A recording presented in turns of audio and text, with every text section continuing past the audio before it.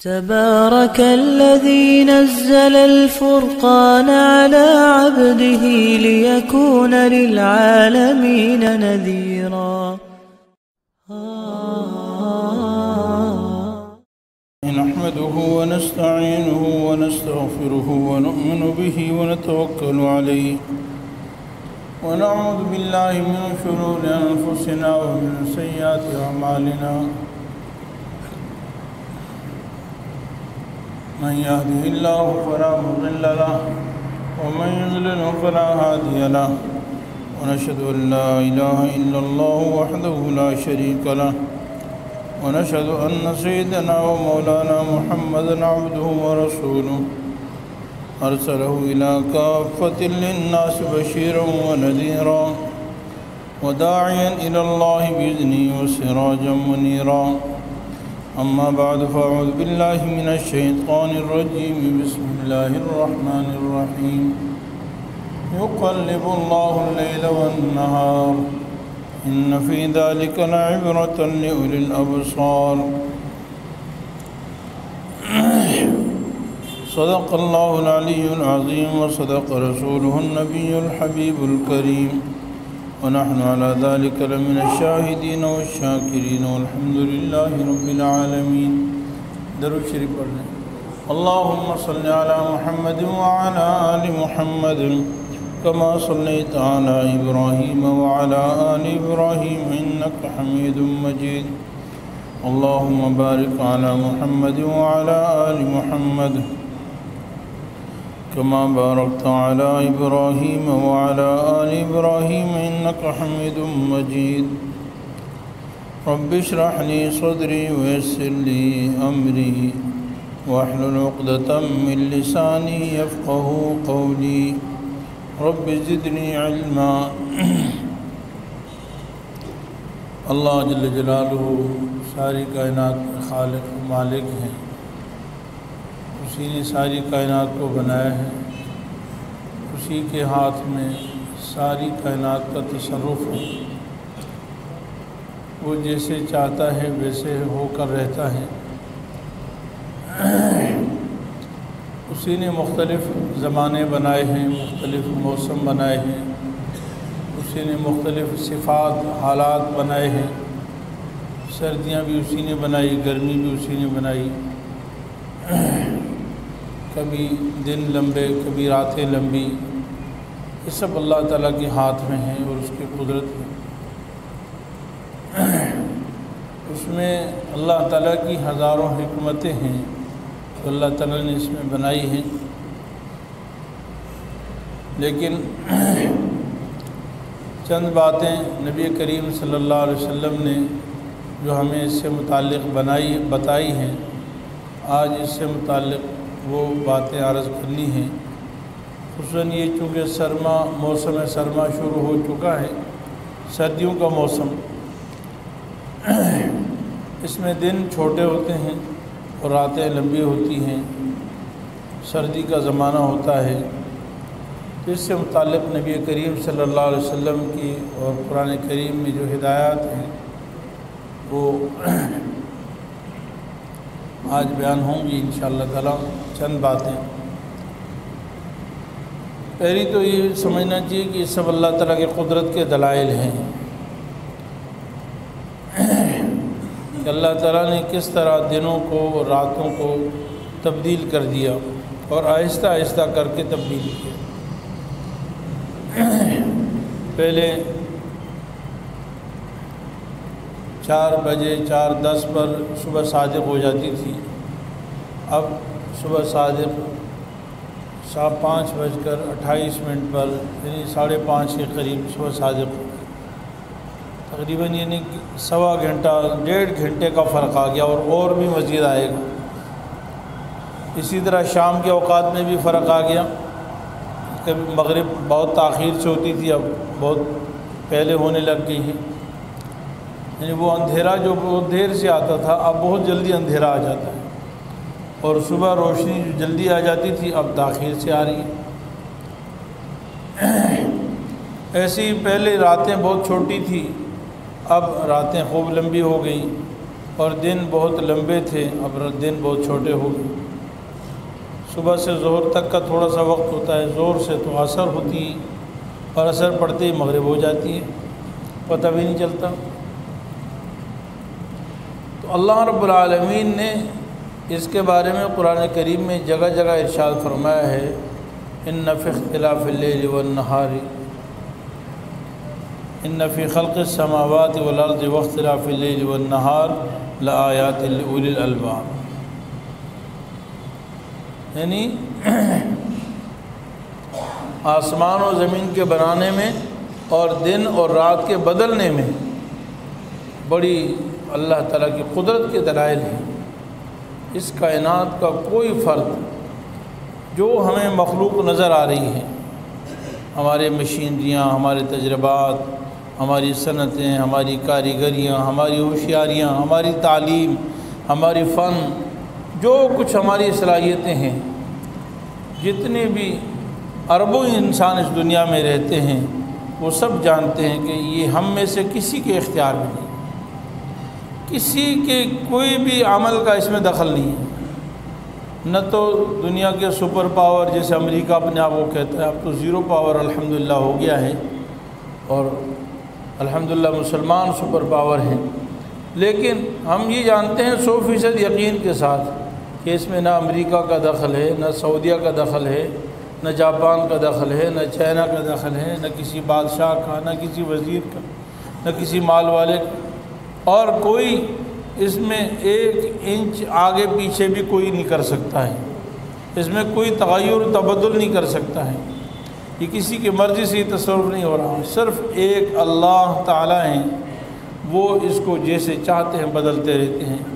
یقلب اللہ اللیل والنہار ان فی ذلک لعبرۃ لأولی الابصار، اللہ تعالیٰ پلٹتے رہتے ہیں دنوں کو راتوں کو،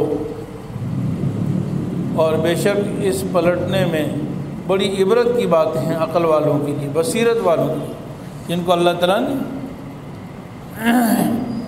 وَآیَةٌ لَهُمُ اللَّيْلُ نَسْلَخُ مِنْهُ النَّهَارَ فَإِذَا هُمْ مُظْلِمُونَ وَالشَّمْسُ تَجْرِي لِمُسْتَقَرٍّ لَهَا ذَلِكَ تَقْدِيرُ الْعَزِيزِ الْعَلِيمِ وَالْقَمَرَ قَدَّرْنَاهُ مَنَازِلَ حَتَّى عَادَ كَالْعُرْجُونِ الْقَدِيمِ، اللہ تعالیٰ فرمانے کہ میرے قدرت کے دلائل میں سے یہ رات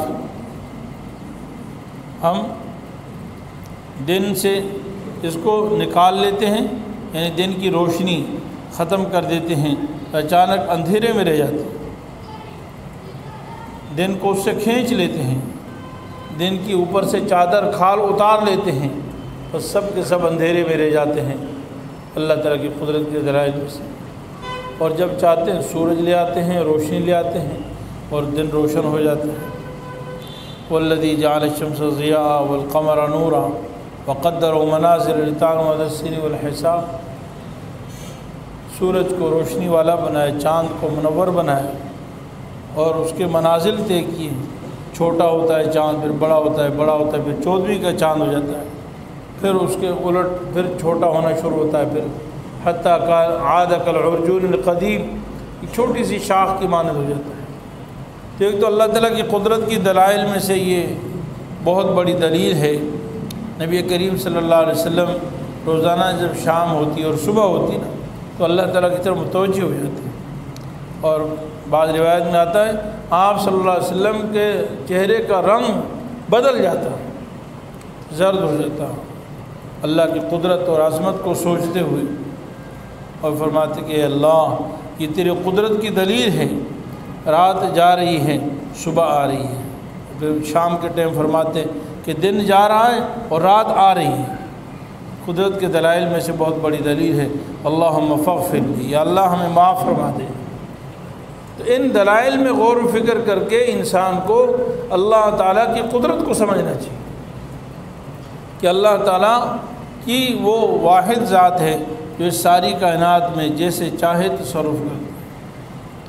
انسان معمولی چیزوں میں جہاں اسباب کے تحت جو کام کر رہا ہوتا تو انسان کو غلط فہمی ہوتی رہتی ہے کہ شاید میں کر رہا ہوں میری محنت سے، میری ہوشیاری، میری سمجھداری سے، لیکن یہ اللہ کے قدرت کے بڑے بڑے دلائل دیکھو اور غور و فکر کرو، اس میں کسی کا کوئی دخل نہیں ہے سوائے اللہ تعالیٰ کا۔ پھر اللہ تعالیٰ نے فرمایا کہ بعض دفعہ لوگ ان حالات کے بدلتے ہوئے زمانے سے نفرت کرتے ہیں۔ کوئی کہتا ہے یار یہ دن بہت چھوٹا ہے نا، تو کوئی کام پورے نہیں ہوتے، کام جلدی دن ختم ہو جاتا ہے، تو بعض دفعہ آدمی دن کو گالی دیتا ہے کہ یار یہ کیا مصیبت نعوذ باللہ، یا کیا یہ تو ایسے ہی ختم ہو گیا۔ اور کوئی پریشان حال ہو تو رات ختم نہیں ہوتی ہے، اس رات اتنی لمبی ہو جاتی ہے، وہ رات کو گالی دیتا ہے کہ یار یہ بھی مصیبت ہے، اتنی لمبی رات ہوگی۔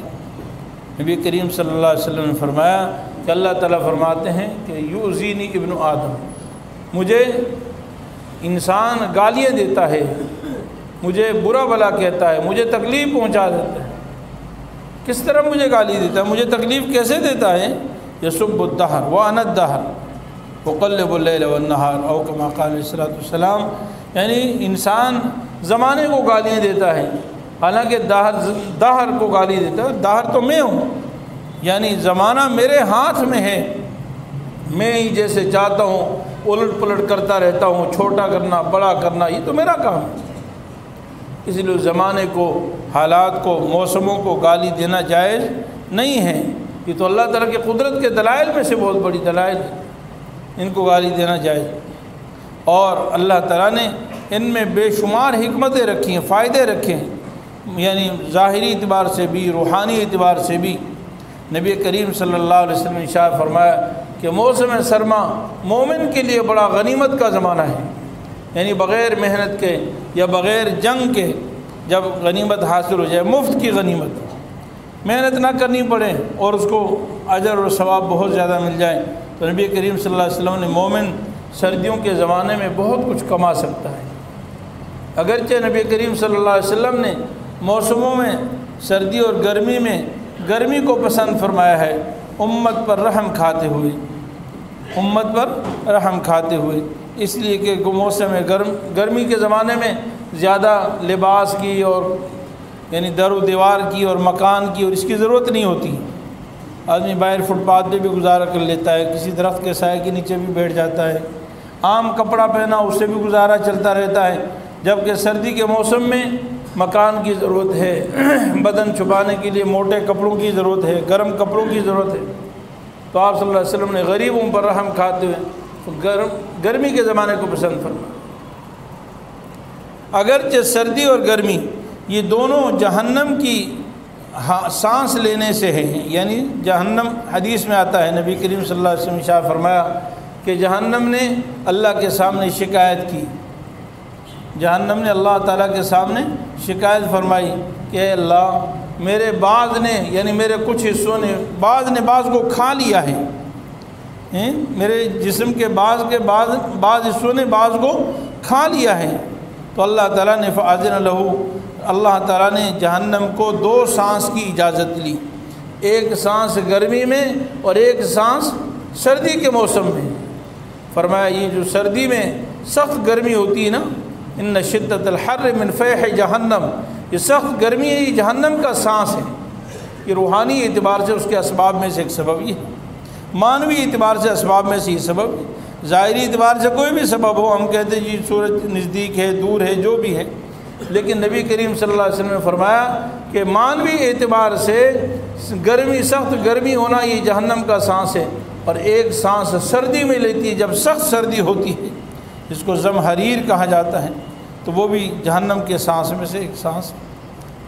تو اس لیے دونوں جو ہے جہنم کے سانس کے اسباب میں سے ہے، لیکن بہرحال مسلمان کے لیے سردی کا زمانہ مومن کے لیے بڑا فائدہ کا زمانہ ہے۔ اس میں انسان بہت کم یعنی محنت کم کرنی پڑتی ہے، نفع زیادہ مل جاتا ہے۔ اور وہ کیا کون سے نفع ہیں؟ نبی کریم صلی اللہ علیہ وسلم نے ارشاد فرمایا کہ قصر نہارہ فصام وطال لیلہ فقام، او کما قال علیہ السلام۔ 2 فائدے بہت آسان ہیں مومن کے لیے، یعنی 2 عبادتیں سردیوں کے زمانے میں مومن کے لیے کرنا بہت آسان ہو جاتی ہیں۔ ایک تو دن بہت چھوٹے ہو جاتے ہیں، اور مومن تو ہر زمانے سے فائدہ حاصل کرتا ہے، اور خصوصاً سردی سے بہت زیادہ فائدہ حاصل کرتا ہے۔ جب دن چھوٹے ہیں تو روزہ رکھنا بہت آسان، روزے رکھنے میں کوئی مشقت نہیں، صبح ہوئی بس ایسے جیسے دوپہر کے کھانے کا ٹائم آیا تو بس شام ہو جاتی ہے. تھوڑا سے چھوٹے دن ہیں، لمبے دن نہیں ہیں، اور موسم بھی سرد، یعنی گرمی بھی نہیں ہے کہ گرمی کی وجہ سے آدمی کو تپش اور گرمی محسوس ہو. تو فرمایا کہ دن بہت چھوٹے ہیں، روزے رکھ لیتا ہے، اور راتیں خوب لمبی ہیں جس میں خوب اللہ کے سامنے گڑ گڑا کر عبادت کر لیتا ہے. قیام اللیل نیند بھی ہو جاتی ہے اور باقی ٹائم بچ جاتا ہے جس میں انسان اللہ کے سامنے تہجد کی نماز بھی پڑھ لیتا ہے. نفلی روزے رکھنا، حضرت علی المرتضیٰ رضی اللہ تعالیٰ عنہ فرماتے ہیں کہ سردیوں کے زمانے میں روزے رکھنا یہ مفت کی غنیمت ہے، اس میں مشقت کوئی نہیں، اور ثواب پورا کے پورا اللہ تعالیٰ عطا فرماتے ہیں. ثواب پورا روزہ رکھنے کا ثواب عطا فرماتے ہیں. نبی کریم صلی اللہ علیہ وسلم کے ارشاد ہے کہ میں ہر عمل کا بدلہ جو ہے 700 سے لے کر یعنی 1 سے 10 سے لے کر 700 گنا تک دیتا ہوں، اور جس کے لیے چاہتا ہوں میں بڑھاتا ہوں. لیکن الصوم لی وانا اجزا بہ، روزہ جو ہے وہ خالص میرے لیے ہے اور اس کے بدلے میں خود اس کو عطا ہو جاتا ہوں. ایک معنی یہ ہے کہ میں خود اس کو عطا ہو جاتا ہوں، یعنی جو شخص روزہ رکھتا ہے اس کا بدلہ میں اس کو مل جاتا ہوں. اور جب اللہ تعالیٰ کسی کو مل جائے تو ساری دنیا کی نعمتیں مل گئی. تو ساری دنیا کے خزانے، دنیا اور آخرت کے خزانے اللہ تعالیٰ کے پاس ہیں. اور دوسرا معنی اس کا یہ ہے کہ اس کا بدلہ میں خود عطا کرتا ہوں، یعنی روزے کے بدلہ میں کتنا دیتا ہوں وہ فرشتوں کے حوالے نہیں کرتا ہوں، اور اس کو کوئی نہیں جانتا سوائے میرے. فرشتوں کو بھی پتہ نہیں کہ میں روزے کے بدلے میں کتنا اجر عطا کرتا ہوں.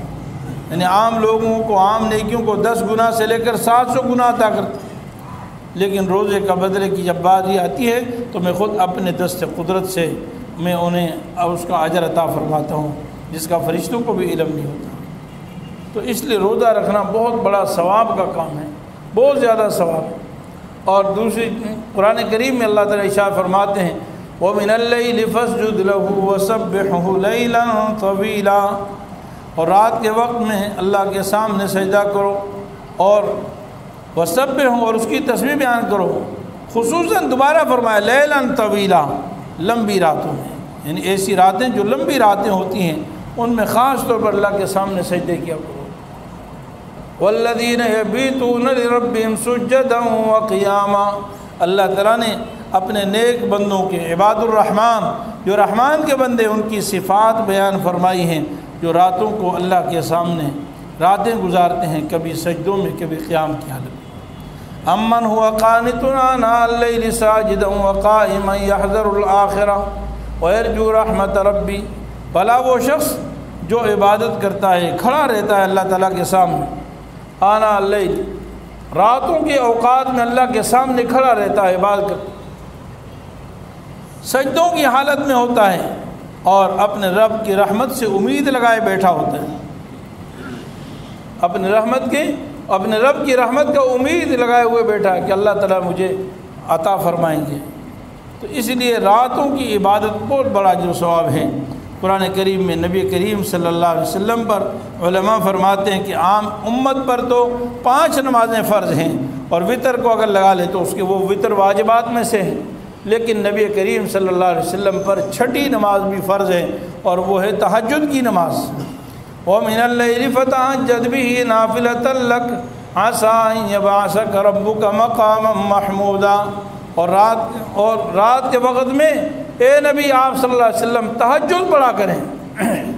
نَافِلَةً لَكَ یہ اضافی ہے آپ کے لیے، نَافِلَةً لَكَ یہ اضافی عبادت ہے آپ کے لیے، اور اللہ تعالیٰ امید ہے کہ آپ کو مقام محمود عطا فرمائیں گے. مقام محمود وہ ایسا مقام ہے کہ ساری کائنات میں جنت میں اس سے بہتر مقام نہیں ہے، جنت میں اس سے اعلیٰ کوئی مقام نہیں ہے، اور وہ صرف حضور صلی اللہ علیہ وسلم کے لیے خاص ہے. اور یہاں پر تہجد کی نماز پڑھنے کی فضیلت میں بیان فرمایا ہے کہ آپ تہجد کی نماز خاص طور پر پڑھا کریں، امید ہے کہ اللہ تعالیٰ آپ کو مقام محمود عطا فرمائیں.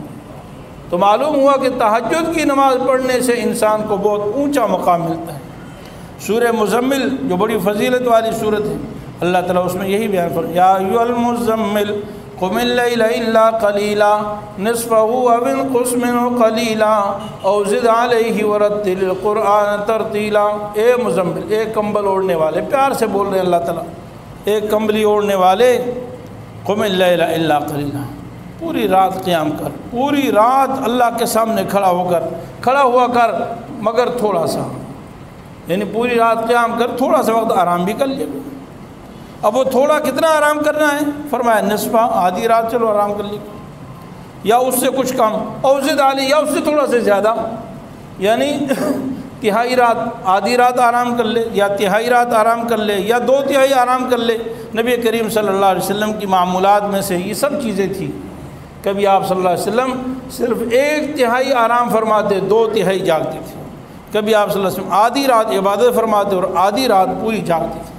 اور کبھی آپ صلی اللہ علیہ وسلم جو ہے اس سے بھی 1/3 جو ہے 2/3 آرام بھی فرما لیتے اور 1/3 جو ہے عبادت فرماتے، ایسا بھی آپ صلی اللہ علیہ وسلم۔ تو امت کی آسانی کے لیے آپ صلی اللہ علیہ وسلم کے سارے طریقے ہیں۔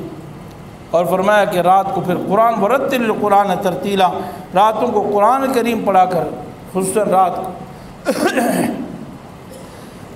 علماء فرماتے ہیں کہ انبیاء علیہ السلام تو اپنی جگہ پر ہیں، آج تک اللہ کا کوئی مقرب بندہ، اللہ کا کوئی ولی ایسا پیدا نہیں ہوا جو تہجد کی نماز کا پابند نہ ہو۔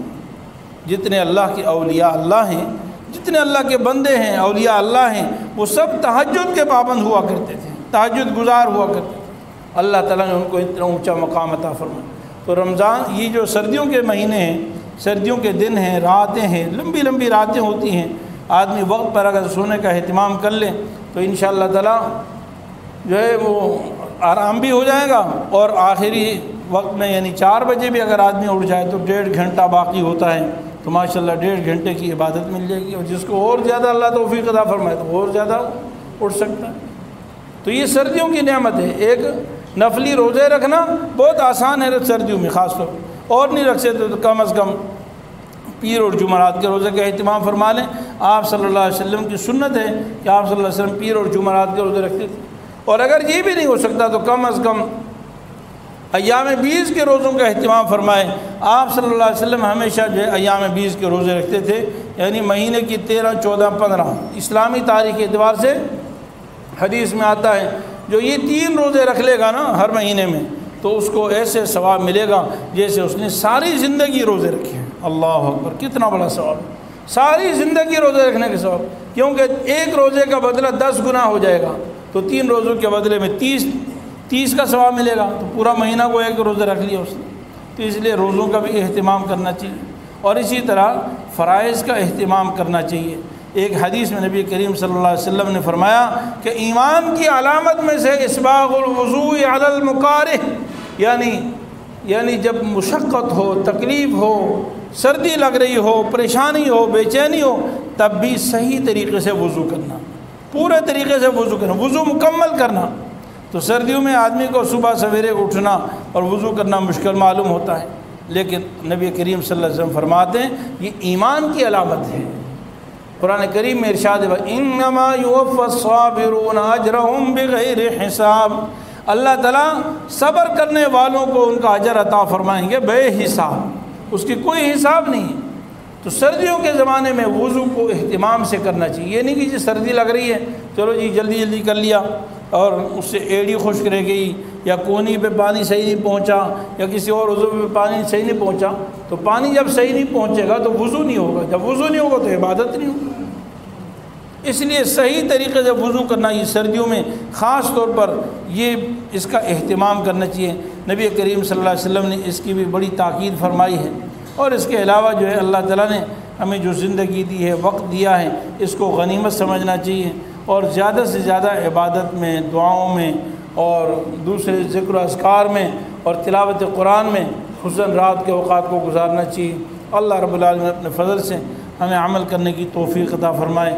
وآخر دعوانا الحمدللہ۔ مفتی صاحب کے YouTube چینل کو سبسکرائب کیجئے اور ان کے تازہ بیانات کے ذریعے اپنی علمی، اصلاحی اور فکری آبیاری کرتے رہیے۔ جزاکم اللہ۔